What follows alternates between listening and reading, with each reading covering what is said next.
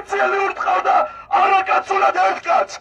ეს რომ ერთი და ორი პოლიციელი ყოფილიყო, შეიძლებოდა კიდევ გადაცნობას წოდებოდა, მაგრამ ისინი სამართალდამცველები, რომლებიც რეალურად არიან სამართალდამრღვევები, ერთმანეთსაც არ ერიგდებოდნენ.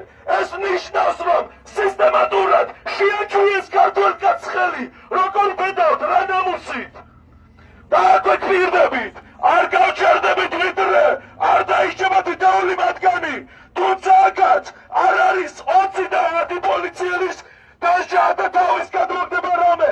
ეს არის სისტემური დანაშაული. ამაზე დგას ბიძინა ივანიშვილის რუსული სისტემა. და როცა ჩვენ ვამბობთ რუსულ რეჟიმს როცა ვეძახით, სხვა არაფერია რუსული რეჟიმი თუ არა ის რაც ჩვენ ნახეთ კადრებით, რაც ჩვენ ნახეთ რას უკეთებდნენ ლაშას და ბაბუნას. ვაჟაბ შაველა მაინც არა გაქვს წაკითხული, არ გინახიათ როცა მაგრობენ, არ უნდა ძალადობდეთ. ეგ არ არის ბიჭობა, ეგ არის არაკაცობა, ეგ არ არის პოლიციელობა, ეგ არის თაღლითობა, ეგ არის კრიმინალი. და კრიმინალად გაქციათ კრიმინალმა ივანიშვილმა. თქვენ არ გაქვთ ამის უფლება.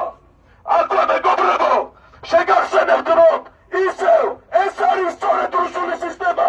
რუსული სისტემა არის ის, რომლისთვისაც ერთი ადამიანი, ერთი პიროვნება არაფერს არ წარმოადგენს.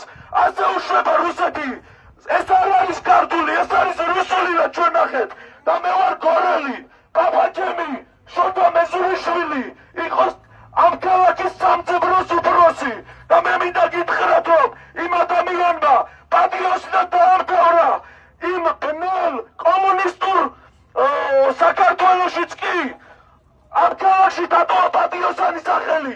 და მე არ შემეძლო რომ პაპაჩემის სახელით არ მოსულიყავი და ამათთვის არ მომეთხოვა პასუხი.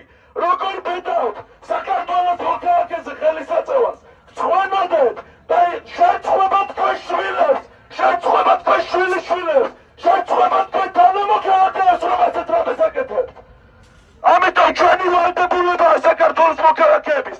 არც ერთი წუთით, არც ერთ პოლიციელს, არც ერთი მოქალაქის ღირსების აყრა არ უნდა დაუთმოთ.